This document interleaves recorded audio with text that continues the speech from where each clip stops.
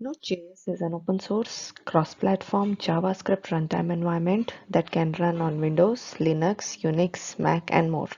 Node.js might feel like a brand new technology, but really it has been around a decade, and it is one of the most popular JavaScript tools that is available.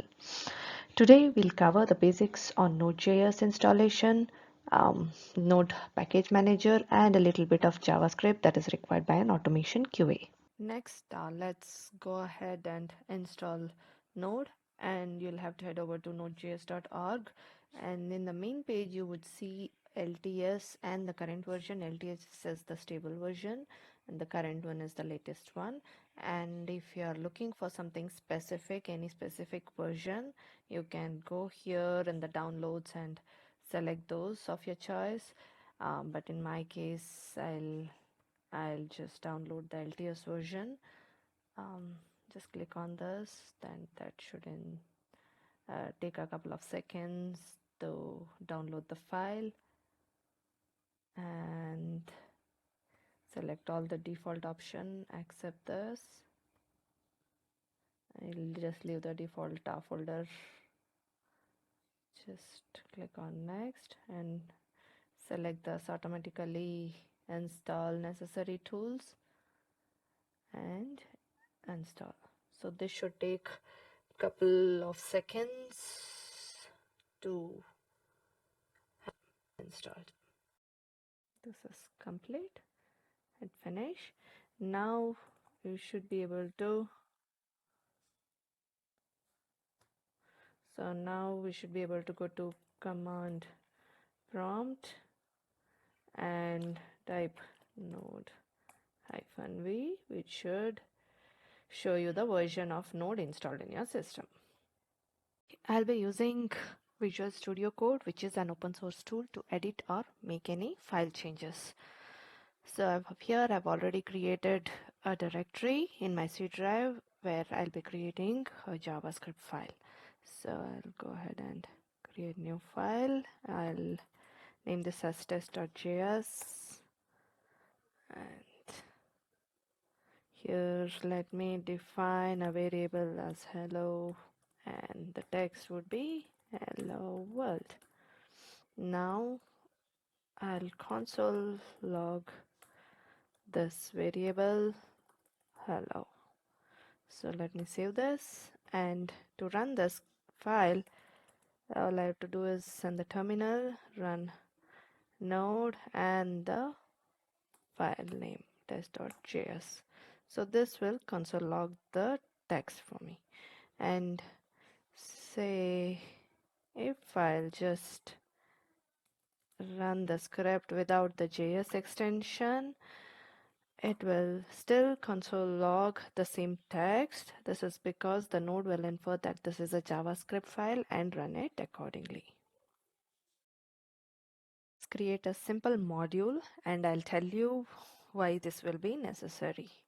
So I'll just go ahead and create basic modules.js file here, and just create this, and I'll also create one more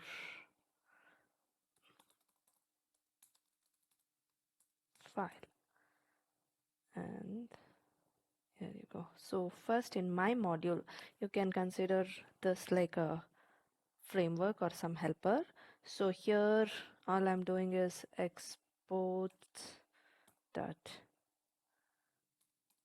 I'll name this as my text, which is equal to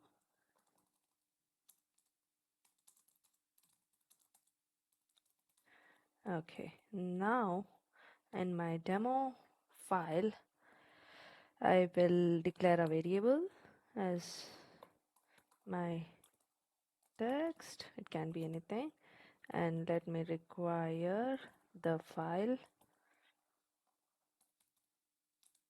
my module, and then I'll just console log this text directly. So now let me go ahead and run this node file, that is module.demo underscore demo, and it fetches the text that is from my module. So the reason this is required is when you have to reuse code. Say for example, you have a logic to calculate the total which is required by various other tests. Instead of creating the method every time, you can create basic framework module and use it in all other tests by getting this module.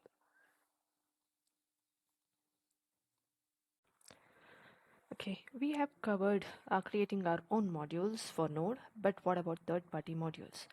We'll see how those can be imported and how does that work. Node has something called Node Package Manager or NPM in short. Packages are one or more modules bundled together. One of the popular Node module is Lodash. Let's see how we can install it and how we can make use of it. So I'm here on the terminal. I'll just type npm install Lodash. So this should install this library for us. So if you see here, the folder node modules got created and this package is added, and within node modules you will see Lodash library which has a lot of JS files. So now we'll see how we can make use of this file in our project. So I'm just adding a JavaScript file called MOJS, and I have some code here that requires Lodash, and this Lodash has a lot of utilities, one of which is random. It just picks a random number between two numbers that you pass. So I'm just console logging this value, any random number between 1 to 1000. Now on running the script, that is demo, it should just randomly output the number between 1 to 1000. What if we end up installing several third-party packages and we want to keep track of all those packages and versions that we have used in the project? That's when package.json comes into picture. Let's take a look at that next. Package.json stores a list of packages you depend on in your project. That way, when using npm command install, it will go through that list and install everything automatically. So let's go to our terminal and type npm init.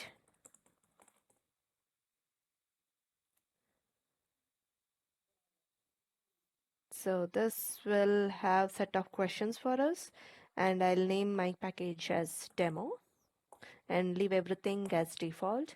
So this can be configured based on your need for each project. And is this okay? I'll type in yes. And now if you see, the package.json was created with the name demo and all the default version I have in there. And also if you see here, this dependency part, the Lodash is already there, which actually picked it from node modules, which was already installed. Next time we want to add any dependencies and have that in the package.json, you can type in the command npm install --save. So I'll use a package called React in this case. So this should add React to our package.json file as well, along with the installation. So here you see, this will add it to save it to package.json. Now let's see our sample test scenario. I'll be using WebDriver.io along with MOCHA framework and Chai assertion library. MOCHA is an easy and flexible test framework for JavaScript, and Chai provides the language of expectations for MOCHA. So we'll just go ahead and install these packages. So along with this, I wanted to show you one more way that we can add dependencies. So because these are testing framework test dependencies, we don't want them to be run along with the application as main dependencies. So the way I would want to install these libraries, I'll go with the Chai first. So same thing, save -dev. So let me install this and you will see the difference where a new object gets created within the package.json called dev dependencies. So these are mainly, the main difference is the dev dependencies, that is mainly for the development phase, while the dependencies are mainly for the production phase. So all my testing libraries, I would want them in the dev dependencies to want them to be run every time this in the production. So next one is same way npm install. I'll install my WebDriver IO and same way a MOCHA framework. So next npm install. There is a plugin within WebDriver IO. Would want to use that for MOCHA rather than using directly. So this is I think MOCHA framework. Now that we have all the dependencies that we need, we'll go ahead and run the configuration tool. For this, I'll have to go to node modules where we have all the libraries and .ben.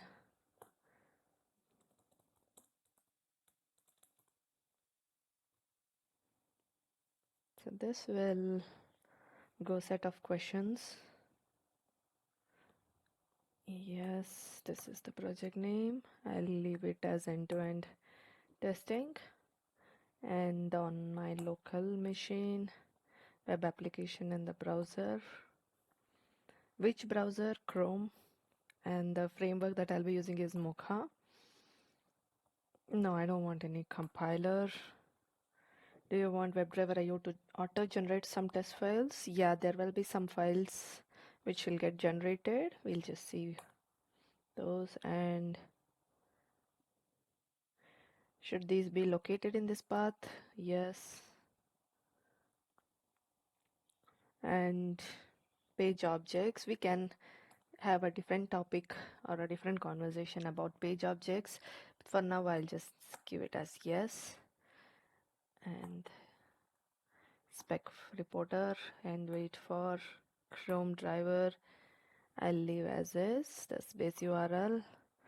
And I want to install all those libraries. This will take a couple of seconds.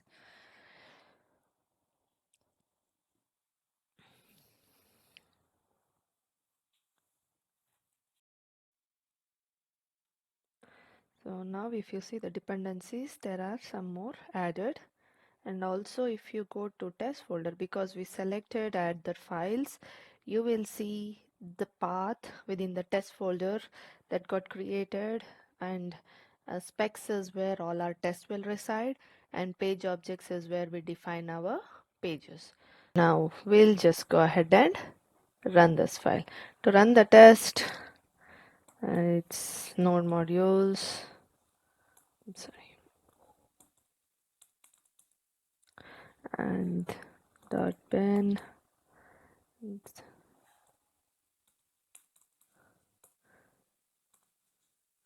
Run the WebDriver IO.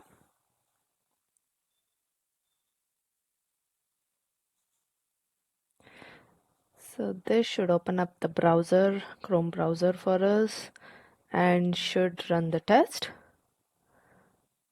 And with sample application, the login successful message.